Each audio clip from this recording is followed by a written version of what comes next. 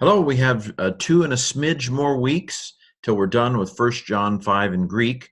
And then I believe we're going to turn to Genesis 1 in Hebrew. Although I may not do, probably won't do a daily thing, probably do more like 3 times a week. Um, and we'll also interact a little bit with the Septuagint. At least that's my intention. Well, go ahead and see if you can translate this from First John 5:9. Excellent, you're doing great. Here's my translation. If we receive the witness of humans, the witness of God is greater, because this is the witness of God, that he has witnessed concerning his Son. And so basically, if we believe people, we better believe God, right? This is an argument from lesser to greater. You believe people, so for sure you're going to believe God. Okay.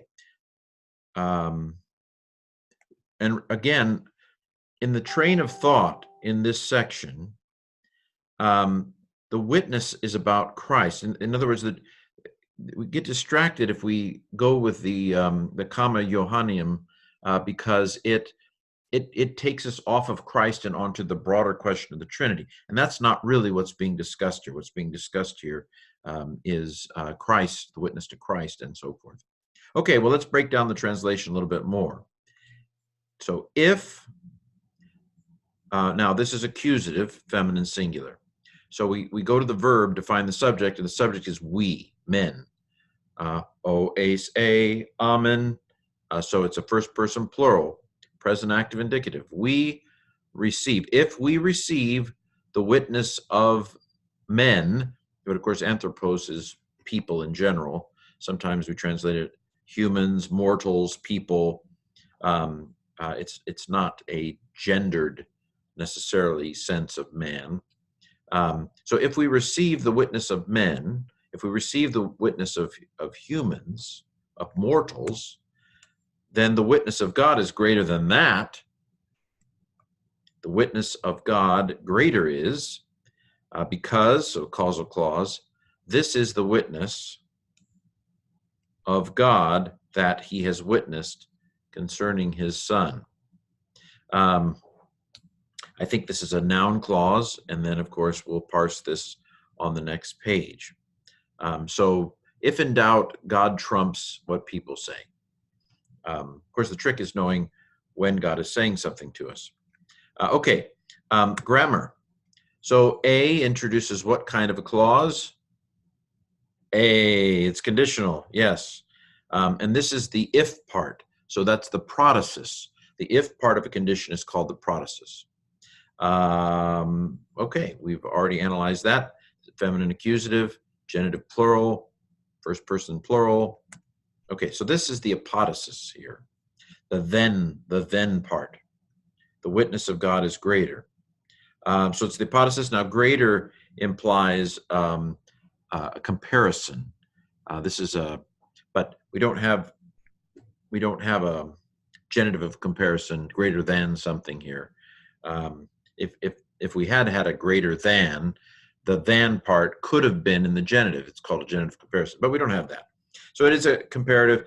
This is causal. This is a demonstrative pronoun.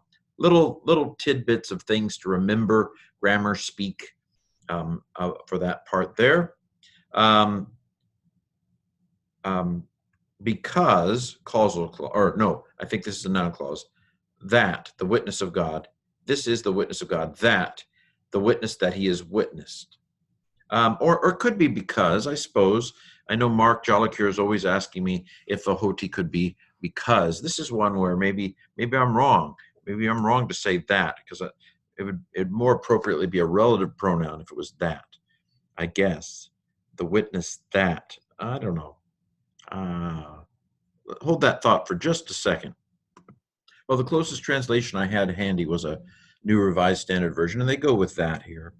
It's not the witness that as in a relative clause. It's the witness, namely, that he has witnessed, I guess. Because if it was the witness that he has witnessed, this should be a relative pronoun. But again, John doesn't have to have perfect grammar. That's not part of inspiration, in my opinion, that God inspires A's on your writing exam necessarily. I just don't think that the level of Greek grammar it varies from author to author. Luke's and Hebrews is better than say John's is. I'm not, again, that's not a better as in you bad person. That's not what I mean. I'm talking about just the conventions of language. They're human conventions, right? Language have human conventions. And there ain't nothing your teacher can do about it. But anyway, he has witnessed. Let's parse this puppy. A nu with an epsilon in front of it is almost always a movable nu. Throw it away. Epsilon is a very common third-person singular active past tense ending. Now, technically, the perfect tense is not a past tense because this is the present perfect. The past perfect is a past tense. The present perfect comes up into the present. It's completed with the action continuing into the present. And so it's actually not a past tense. However, the perfect tense takes this past tense ending. It is third person singular. It is active. With the kappa, I already told you, it's perfect. Got a reduplication on the front and a kappa. So it is indeed perfect active indicative, third singular from martureo. And therein lieth the grammar. And now, can you pronounce it? Go ahead and try up to this comma right here. Tain marturion, ton anthropon, lambonomen, he marturia tu theou, maidzone estin, hoti haute estin, he, I've gone on. Pause it and do the rest if you haven't. Marturia, tu theou, hoti, mem martu, mem marturu,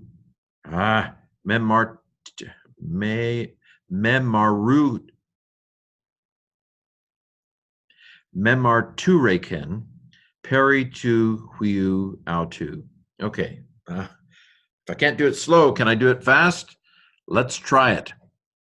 Etain marturion ton anthropon lambonomen, he marturia tu theou maidzon estin.